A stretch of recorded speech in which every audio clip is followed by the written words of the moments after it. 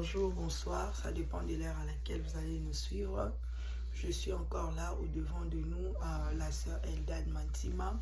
Comme nous avons notre thématique que nous partageons cette semaine, nous parlons de Galates 5, verset 16, la marche selon l'esprit pour ne pas accomplir le désir de la chair. Et en cela, on avait développé quelques fruits de l'esprit qui va nous aider pour que nous puissions marcher selon l'esprit. Et aujourd'hui, on a encore un autre fruit de l'esprit qu'on va partager. Puis nous allons nous remettre sur notre thématique. Nous voulons, Seigneur Jésus, que c'est par cette petite exhortation que tu touches les cœurs, que tu transformes des vies, que nous amène, Seigneur Jésus, que tu ouvres notre intelligence afin que nous puissions devenir des disciples accomplis au nom de Jésus-Christ.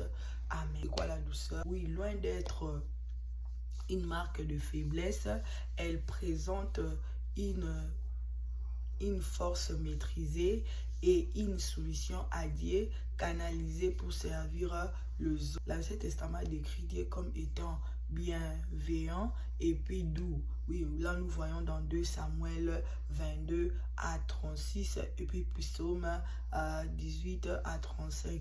Et dans le Nouveau Testament, Jésus-Christ s'est décrit comme étant doux et puis humble de cœur. Oui, nous le voyons dans Matthieu 11, 29.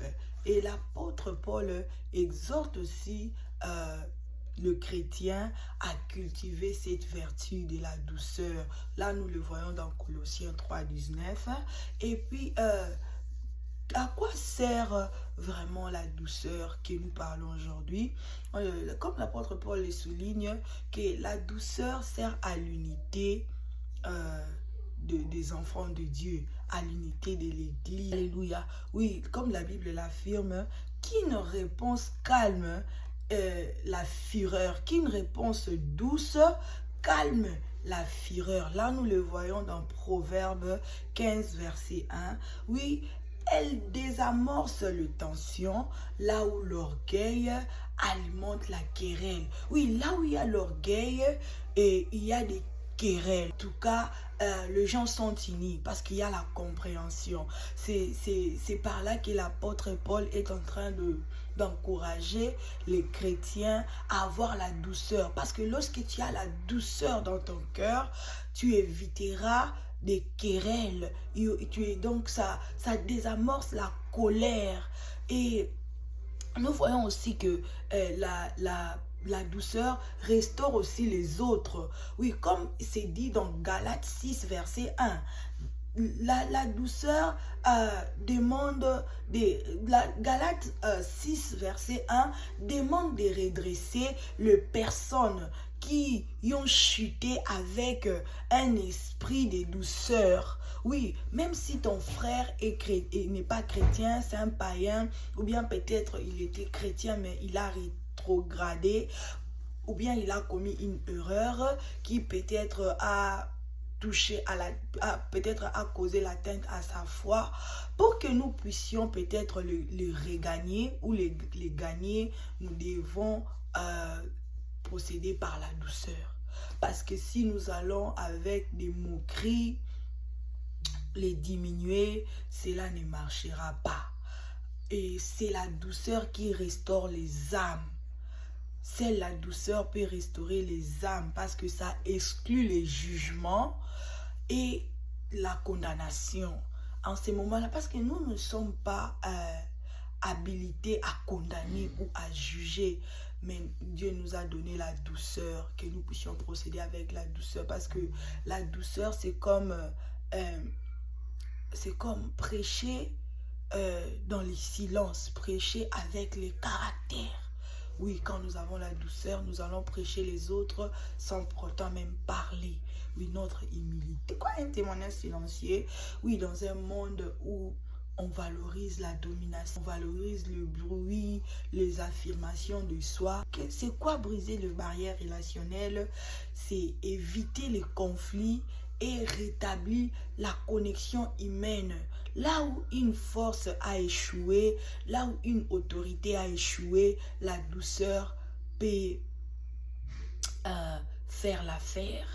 La douceur peut nouer encore des relations. C'est pour cela qu'on dit c'est un témoignage silencieux. Ça ne demande pas qu'on puisse parler. C'est juste la démonstration de cette attitude-là qui changera des cœurs. Et puis, on dit aussi qu'elle désarme l'hostilité. C'est quoi l'hostilité? L'hostilité, c'est l'antipathie, c'est le manque d'amour, c'est la rancœur, c'est le rejet, l'animosité et la manque de la civilisation, quelque chose comme ça. Mais là, tandis que la douceur possède une puissance de conviction intérieure bien plus durable que les arguments théoriques ou peut-être la pression visuelle. Donc la douceur, en d'autres termes, c'est une force d'attraction. Ça évite la rancœur, l'animosité et elle possède une puissance de conviction intérieure.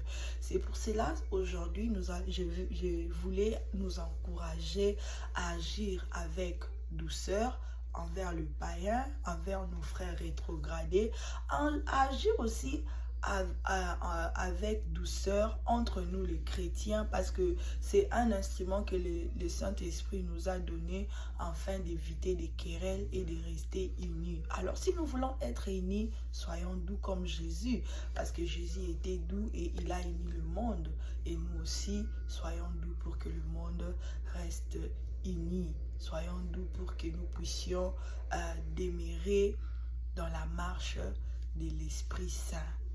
Merci, c'était votre sœur Eldad et je nous encourage encore d'être scotchés à un prochain numéro. Donc, on va continuer toujours avec la douceur et développer aussi d'autres aspects parce que c'est vraiment quelque chose qui nous est très important dans la vie chrétienne. Je nous souhaite bonne journée et à très bientôt par la grâce du Saint-Esprit. Oui, nous allons quand même prier. Nous les laissons entre tes saintes mains, que tu puisses encore bénir et faire du bien. Que toute personne qui va écouter, Seigneur Jésus, que ça puisse, Seigneur, nous bénir. Et bénis, Seigneur, la journée de tout et chacun de nous. Bénis nos activités. Bénis, Seigneur, tout ce que nous allons faire en cette journée. Que nous puissions agir avec douceur envers les autres. Au nom puissant de Jésus, nous prions. Amen. À très bientôt.